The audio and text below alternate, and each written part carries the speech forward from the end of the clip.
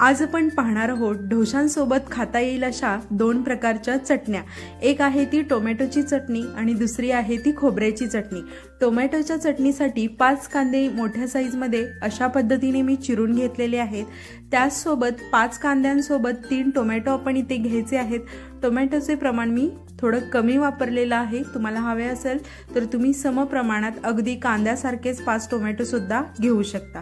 Tomato सुद्धा मोठ्या size मध्ये कापून घेतलेले आहेत आणि आता एका तव्यावरती तेल ऍड करून तेलामध्ये 1 चमचा उडीद डाळ, 1 चमचा हरभरा डाळ ऍड करून घ्यायचा आहे।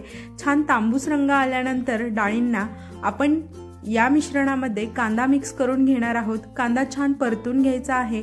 कांदा थोडासा मऊ पडला की लगेचच आपण याच्यामध्ये टोमॅटो ऍड करून घ्यायचे आहेत आणि सर्व मिश्रण तव्यावरती एकसारखे परतून घेणार आहोत। हे मिश्रण परतत असताना गॅसची फ्लेम मीडियम ठेवायची आहे। मीडियम टू स्लो फ्लेम वरतीच हे मिश्रण आपण परतून घ्यायचे आहे। हाय फ्लेम वरती मिश्रण परतून घ्यायचे नाही, कांदे आणि टोमॅटो जळून जाण्याची शक्यता आहे। त्यासाठी इथे आपण आता हे मिश्रण सर्व एकत्रित असे करून घेतलेले आहे आणि छान असे याला भाजून सुद्धा घेणार आहोत। तुम्ही जर हा व्हिडिओ पाहत असाल तर व्हिडिओला लाईक करा, शेअर करा, चॅनलला सबस्क्राइब करायला मात्र अजिबात विसरू नका। प्लीज चॅनलला नक्की सबस्क्राइब करा आणि आता थोडंसं मीठ ऍड करून घेणार आहे, कारण आपला टोमॅटो मऊ पडण्यासाठी अगदी कमी प्रमाणात असं मीठ ऍड करून घेतलेलं आहे। आणि काश्मीरी लाल मिरची इथं मी 5 ते 6 अशा ऍड करून घेतलेल्या आहेत। तुम्हाला जास्त तिखट नको असेल, ही मिरची तिखट नसतेच तरी सुद्धा त्यातून लहान मुलं खाणार असतील, तिखट नको असेल तर मिरचीतली बी आपण साईडला काढून घेऊ शकतो। पण मी इथे मिरच्या डायरेक्ट ऍड करून घेतलेल्या आहेत आणि त्या सुद्धा आता टोमॅटो कांदा सोबत मिरच्या सुद्धा छान अशा परतून घेणार आहोत। सर्व मिश्रण आपल्याला हे सर्व परतून घेण्यासाठी 10 ते 15 मिनिटाचा कालावधी लागलेला आहे मला आणि मिश्रण छान असं आपलं हे तेलावरती परतून सुद्धा झालेलं आहे।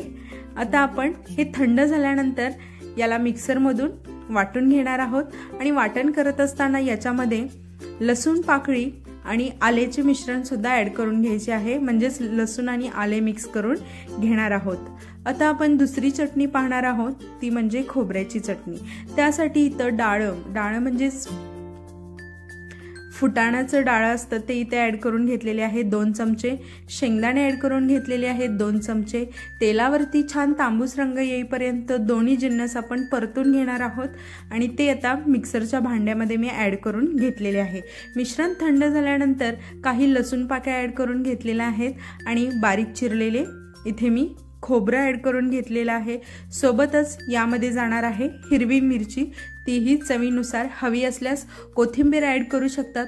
जर तुम्हाला पांढरी चटणी हवी असेल तर तुम्ही कोथिंबीर नाही ऍड केली तरीही चालू शकतं। थोडासा आल्याचा तुकडा सुद्धा मी इथे ऍड करून घेतलेला आहे आणि ही आपली खोबऱ्याची पांढऱ्या शुभ्र कलरची ही चटणी आपली तयार झालेली आहे।